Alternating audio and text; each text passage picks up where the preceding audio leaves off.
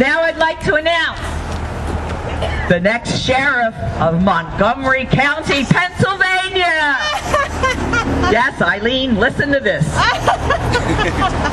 Ms. Marilyn Belty T. You want me up on this thing or Guess a not? little supporters. Yes. Okay. Hi, everybody. Oh, it doesn't sound like it's fun.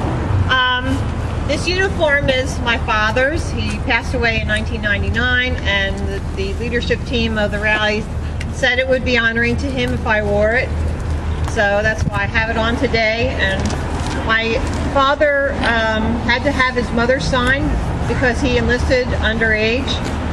And there's one more interesting story. He went into the Navy, and he was a pilot and flew off aircraft carriers. And one day they were out doing maneuvers, and somebody clipped his tail, and his plane was going down. He had to eject, and it just so happened he survived, or I wouldn't be here.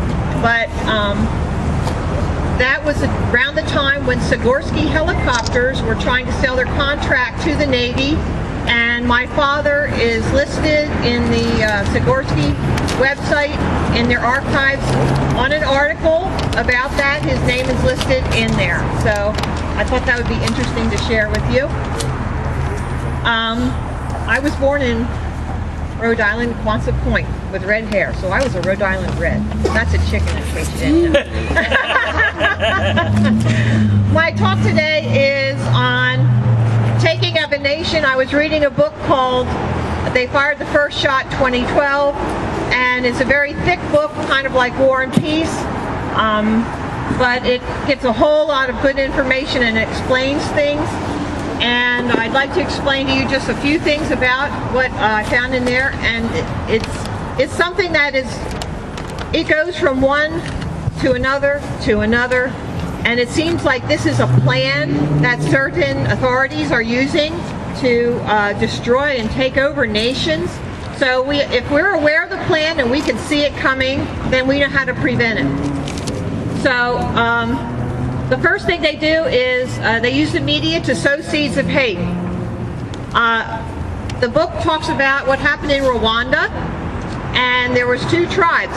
They were all black people, so I don't know how they differentiated with one from another, but one group was darker skinned and the other group was lighter skinned.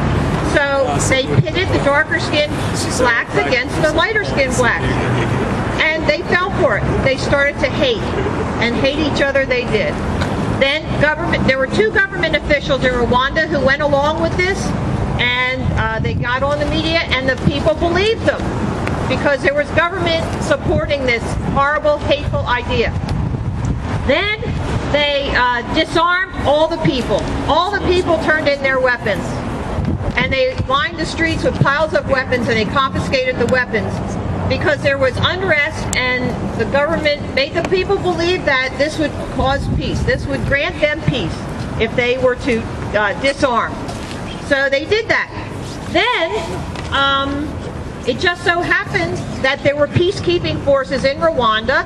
The United Nations had peacekeeping forces there, and they were withdrawn. Now, why would the peacekeeping forces be withdrawn? So then, right after that, after they got them out, then someone brought in thousands of machetes.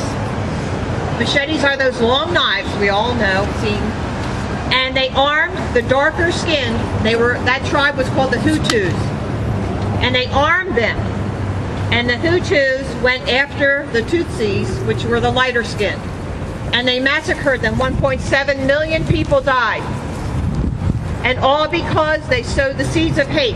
And this was during Clinton's administration, and Clinton came out and said, "Oh gee, I'm sorry, we didn't know about it." Well, I'm sorry, but I don't believe him. I don't believe what he said.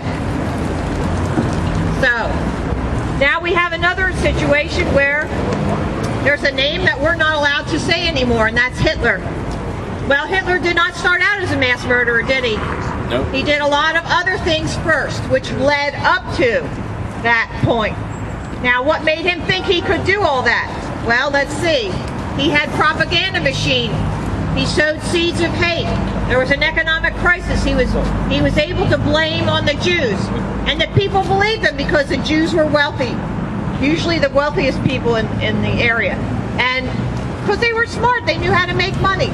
So they were pitted against the Jews. So the government officials, which Hitler owned that propaganda machine, they all supported this idea. Then Hitler says, oh, well, we have so much unrest and there's so much, we're so weak that we need to have a citizen army. We need to have a civilian army. So he said, come in and register with the government so we know how to contact you so we can defend our country. So all those trusting German people went in there and they registered. They registered who had guns. As soon as they found out, all were done, and they had the list of people who registered their weapons, they went and confiscated them. So when Hitler started to kill the Jews, there was nobody to defend them, and if you resisted, it came after you too. So we all know how that ended. And our government said they didn't really realize what was going on over there. Well, I don't know. Should we believe it? You have to decide for yourself. Are we going to believe that? So let's look at what's happening in America today. What do we have? We have a media who sows seeds of hate, don't we? Yeah. And they're calling people racist. Yep. I'm not a racist, and our country is not racist because there are no laws that discriminate one race from another, one group of people. We're all the human race. Right. And so you cannot allow that. You cannot allow it into your mind. Do not believe it. Okay, the second thing, we have government officials who come out. Who do we have? Jesse Jackson, Al Sharpton. What do they come out and say? Oh yeah, there's racism. Oh really? Not in my neighborhood, there's not. So, then we have number 3, disarming the people. Are we going to allow that to happen? Hell no. Hell no. Every time there's something going on, there's a school shooting, what do they first do? Oh, let's confiscate the weapons. Let's do gun control. Well, if all the good guys had guns, everyone would be safe. Yeah. But what do? They have gun-free zones at the schools, don't they? Yep. How stupid is that? Yep. And that's just making the kids sitting ducks. If all those teachers were armed, there would be no such thing as anybody going into the schools and shooting up things. Yep. So, then they have, so what do we got to do? Oh, number 4, absence of a just police. Well, we have a lot of police, don't we?